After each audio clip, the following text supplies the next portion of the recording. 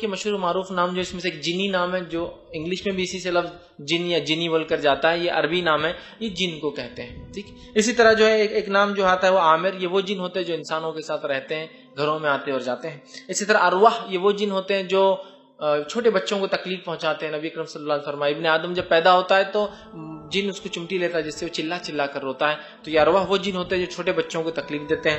اسی طرح جو جن کی قسم شیطان، جو جس کو کہیں گے شرارتی شیطان جس کو کہتے ہیں نا، شرارتی تکلیف دینے والا جن. اسی طرح جنوں کا ایک قسم اور ایک نام عفریت ہے، جو کہ بہت ہیوی ہیکل، طاقتور، مضبوط اور اپنے علاقے میں گرفت رکھنے والا جن ہوتا ہے، جس کا تذکرہ سلیمان علیہ السلام کے واقعے میں کہ ایک عفریت نے کہا کہ سلیمان تمہارے اٹھنے سے پہلے وہ سبا کی رانی کا تخت میں اٹھا کے لا سکتا ہوں. تو وہ بہت طاقتور ہوتے ہیں اور ان کی اپنے علاقوں میں بڑی گرفت ہوتی ہے، اس کو کہتے ہیں عفریت. اسی طرح جن کی قسم ہوتی ہے جو ہے خبث، جس کو کہتے ہیں، جس سے اردو میں لفظ آتا ہے خبیث، بہت ہی خبیث آدمی، بہت ہی گندا آدمی ہے نا. یہ خبث وہ جن ہوتے ہیں جو انسانوں کو صرف اس وقت تکلیف دیتے ہیں اور تاڑتے ہیں اور جھانکتے ہیں اور ستاتے ہیں جب انسان ننگا ہوتا ہے، یا تو حمام یا پیخانے میں یا پھر اپنے کمرے میں. ننگا ہو گیا انسان کی آ جاتا ہے. اسی لیے آپ نے فرمایا جب تم بیت الخلا جاؤ، چونکہ بیت الخلا میں، طہارت خانے میں، پیخانے میں، حمام میں آپ اور ہم ننگے ہوتے، تو کہا یہ دعا پڑھو، اللہم انی اعوذ بک من الخبث والخبائث، اللہ میں پناہ مانگتا ہوں تجھ سے خبث میل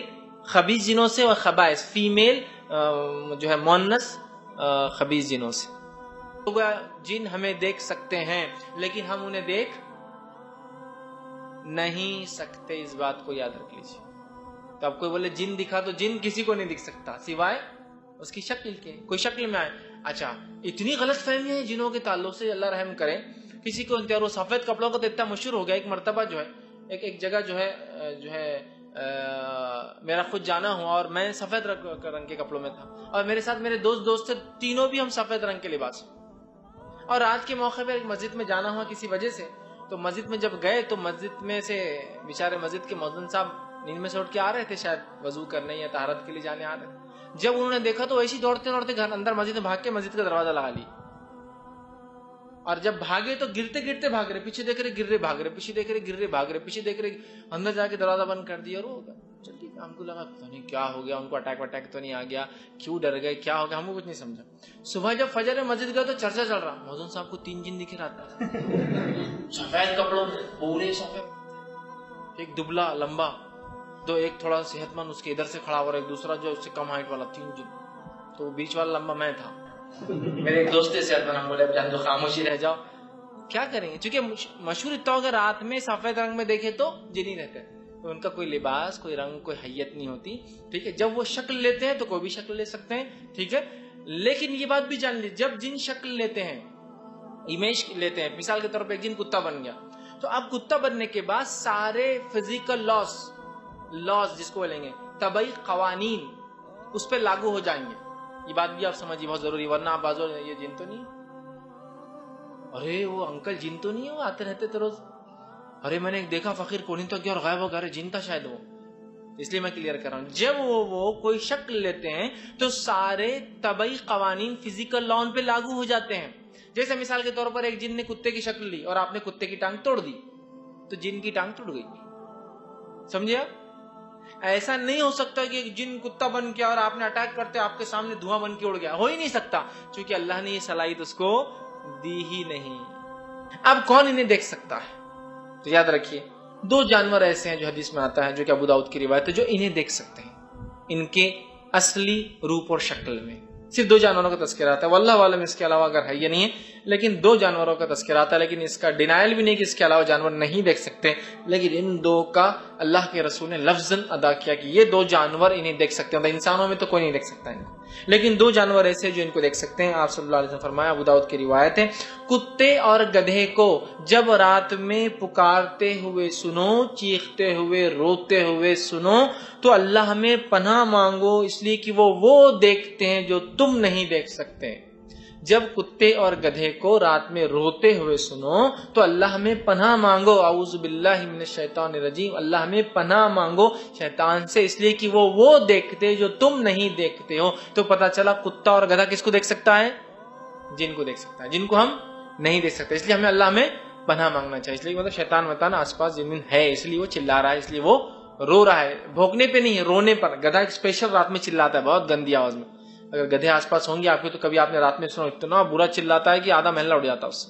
اور کتے روتے ہیں وہ لمبا لمبا سر، عام بھونکنا نہیں، تو سمجھ جاؤ وہ دیکھ رہے، تو ہمیں کیا کرنا چاہیے؟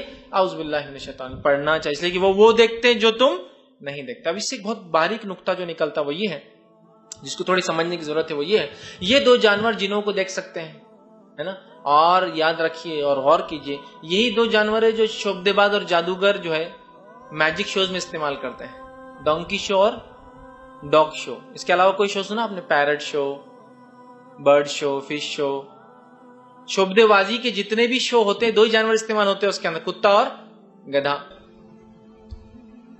ڈونکی شو، ڈونکی کیا کرتا؟ اتنا ہوشیار ڈونکی کی باقی سارے ڈونکی اس کی شو کو دیکھنے آتے ہیں، اتنا ہوشیار گدھا کہ انسان بیٹھ کے گدھے کو دیکھ رہا ہے، کتنا بڑا گدھا ہو گیا انسان۔ ڈونکی شو، ڈونکی کیا کر رہا؟ شعبدے باز کاہن جادوگر کھڑا رہا، بولتا جاؤ بتاؤ ان میں سے کون ہے جو جس کی جیب میں صرف 10 روپے ہوتے، وہ ڈونکی برابر جاتا، گدھا جاتا اور دوسرے گدھے کے پاس کھڑا ہوتا اور بولتا یہ گدھے کے پاس جو ہے 10 روپے، بولتا ہے ہاں 10 روپے، کیا ہوشیار گدھا ہے انسان، ابن آدم بول رہا ہے کیا ہوشیار گدھا ہے، میں کہتا ہوں کتنا بیوقوف انسان ہے، تو کوئی گدھا ہوشیار نہیں، سب سے چیز۔ اسی طرح جو اب ان کی رہنے کی جگہ کیا ہے، ٹھکانے، ٹھیک ہے، تو کافر اور جو ہے فاسق، ٹھیک ہے، جن کو عام زبان میں ہم کافر کہیں گے، ٹھیک، یا ان کو جو جن جس کو ہم کہیں گے شیطان، اور مومن کو سمجھو جن کہیں گے۔ اگر کبھی آپ حدیث میں سنتے شیطان ہے جس کا مطلب کافر جن، ٹھیک ہے، شیطان بولتے تو وہ خاص شیطان بھی ہو سکتا ہے، اور عام شیطان مطلب کافر جن، اس کے چیلے چپاٹوں کو بھی جو ہے شیطان بولتے ہیں، اور مطلب کافر جن کو شیطان کہیں گے۔ اور جن جب آئے تو مومن اور کافر دونوں ہو سکتے ہیں، لیکن خاص طور سے جن بولے تو مومن کے لیے استعمال ہوتا ہے، اور شیطان بولے تو کافر جن کے لیے استعمال ہوتا ہے، ٹھیک۔ تو کہاں رہتے ہیں جن؟ تو یاد رکھیے قبرستان، حمام، وادیاں سمجھتے ہیں نا، دو پہاڑوں کے بیچ کے حصے، جو ہے ویران گاہیں، ویران علاقے جہاں کوئی نہیں بستا ہے، ویران گاہیں، ٹھیک ہے، وہ گھر جن کو کھولتے اور بند کرتے اور بسم اللہ نہیں پڑھا جاتا، وہاں بھی جو ہے شیطان رہتا ہے۔ اس لیے حدیث میں آتا ہے جس گھر کو بند کرتے اور بسم اللہ نہیں پڑھا شیطان بولتا آج رہنے کا انتظام ہو گیا، اور جس گھر میں کھانا کھاتے لوگ اور بسم اللہ نہیں پڑھا شیطان بولتا آج کھانے کا بھی انتظام ہو گیا، ٹھیک۔ تو بہرحال ایسے گھر جن کے دروازے کھولنے اور بند کرنے بسم اللہ نہیں پڑھا جاتا، یہاں بھی شیطان داخل ہوتا ہے۔ اسی طرح آپ نے فرمایا کہ جن گھروں کو بند کرتے بسم اللہ نہیں پڑھا جاتا تو شیطان ان گھروں کے اندر چور کی مدد کرتا ہے کھولنے کے لیے، اور جن گھروں کے دروازے آپ بسم اللہ کہہ کے بند کرتے ہیں شیطان چور کی مدد نہیں کر سکتا کھولنے کے اندر۔ ایک صحیح مسلم کی روایت آتی ہے، نبی اکرم صلی اللہ علیہ وسلم بیت الخلاء کے لیے گئے، اور ایک صحابی جو ساتھ میں تھے وہ کہتے اتنی دور چلے گئے میری نظروں سے، نبی اکرم صلی اللہ علیہ وسلم کا معمول تھا نظروں سے دور جا کے بیت الخلاء جاتے پیشاب پیخانے، ہم دیکھ نہیں پائے، اور بہت چیخنے چلانے کی آوازیں آئی، ہم لوگ پریشان ہوئے، لیکن اللہ کے رسول کی چونکہ آواز نہیں ہم خاموش تھے۔ تھوڑی دیر بعد اللہ کے رسول صلی اللہ علیہ وسلم اس طرف سے آئے، ہم نے کہا اللہ کے رسول ہم بڑے گھبرا گئے تھے، اتنی شور پکار کی آواز اور آپ دکھ نہیں رہتے، کیا ہوا؟ تو کہا جب میں بیت الخلاء سے فارغ ہوا تو کافر اور مومن جنوں میں زبردست جھگڑا ہو گیا، تو پھر وہ لوگ میرے پاس آئے اور کہا کہ آپ چل کے فیصلہ کر دیجئے۔ کہا جھگڑا کس بات کا تھا اللہ کے رسول؟ تو کہا جھگڑا زمین کا تھا، کہاں رہے، مطلب ادھر بھی جھگڑا زمین کا ہے ادھر بھی قصہ زمین کا ہی ہے، دونوں میں جھگڑا تھا، کہاں رہنا؟ تو کہا آپ نے کہا، تو کہا انہوں نے مجھے فیصلہ کرنے والا فریق ثالث بنا دیا، میرے فیصلے پر راضی ہونے کی بات کہی تو میں نے دونوں میں فیصلہ کر دیا۔ تو کہا آپ نے کیا فیصلہ کیا؟ تو کہا میں نے مومن اور کافروں کو زمینیں بانٹ دی۔ تو کہا کیسی بانٹی؟ تو کہا میں نے پہاڑ کے اوپری حصے، حدیث میں الفاظ ہے کہ میں نے جو ہے پہاڑ کے اوپری حصے وہ مومن جنوں کو دے دیے کہ تم لوگ یہاں رہا کرو ہائٹس کے اوپر، اور پہاڑ کے بیچ کے حصے وادیاں وہ کافروں کو دے تم یہاں رہا کرو۔ ایک روایت، اسی روایت میں آگے آپ نے فرمایا کہ میں نے مومنوں کو اوپری حصے پہاڑی علاقے دے دیے، اور کافر جنوں کو وادیاں، درے اور غیر آباد سمندری ٹاپو دے دیے، جہاں انسانیت نہیں بچتی ایسے آئی لینڈ دے دیے میں نے، اور دونوں میری بات پر راضی ہو گئے اور چلے گئے۔ مومن جن کہاں ہوتے ہیں؟ عموماً ہائٹس پر، پہاڑوں کے اوپری علاقوں پہ رہتے، اور کافر جن کہاں رہتے ہیں؟ عموماً دروں میں، بیچ میں، اور سمندروں کے اندر غیر آباد ٹاپو۔ اس لیے غیر آباد ٹاپو بہت قصے کہانی آپ سنتے ہیں، لوگ جاتے ہیں، کبھی کبھار حقیقی ہوتے ہیں چونکہ وہاں جن رہتے، جنوں کی بستیاں ہوتی ہیں، ٹھیک ہے، تو وہ ان کو دیتی ہے۔ یہ بلال بن حارث رضی اللہ عنہ حدیث کے راوی تھے اور یہ مسلم کی روایت ہے۔ اسی طرح جو ہے انسانی جسم میں داخل ہونے کی طاقت ہوتی ہے ان کی. حدیث کے الفاظ ہیں شیطان انسان کے جسم میں خون کی طرح دوڑتا ہے. اسی لیے کچھ چیزوں کی وضاحت کر دینی چاہیے، ورنہ شیطان اندر رہتا تو کیا کرتا؟ وسوسے ڈال دیتا. نبی اکرم صلی اللہ علیہ وسلم اپنی زوجہ محترمہ کے ساتھ مسجد میں اعتکاف کر رہے تھے، لیکن وہ چونکہ ملنے آئے، کوئی ضروری کام کے تھے تو انہیں چھوڑنے آئے. اس سے ایک مسئلہ پتہ چلتا ہے کہ عورت کا پردہ کتنا اہم ہے کہ اعتکاف میں سے اللہ کے رسول چھوڑنے آئے.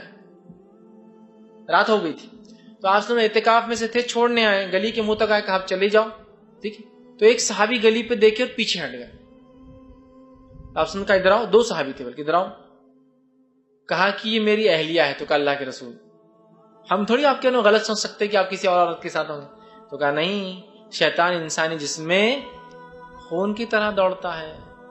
تو کچھ جگہ، ہر کسی کو نہیں، کچھ جگہ کچھ لوگوں کو ان کے تعلق سے کچھ غلط فہمی ہو تو اس کی وضاحت ضروری ہوتی ہے.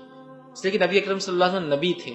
اگر آپ کے بارے میں ایک بھی چیز شک اور شبہ کی رہتی تو ظاہر سی بات ہے امت تو دور بہرحال، لیکن وہ لوگ جن کو دعوت دینا ہے، وہ قومیں جو الزام لگاتی دیکھو فلاں چیز اور فلاں چیز، ٹھیک ہے، تو وضاحت ضروری ہوتی ہے، یاد رکھیں. تو آپ نے وضاحت کی تو خون کی طرح دوڑتا ہے. ٹھیک، اسی طرح جو ہے کتے کی شکل میں ہو سکتا ہے، انسانی شکل میں ہو سکتا ہے، بلی کی شکل میں ہو سکتا ہے، اور سانپ کی شکل میں ہو سکتا ہے. یہ بھی اس کی صلاحیت ہے. اسی طرح پہلے آسمان تک جانے کی اس کی صلاحیت ہے.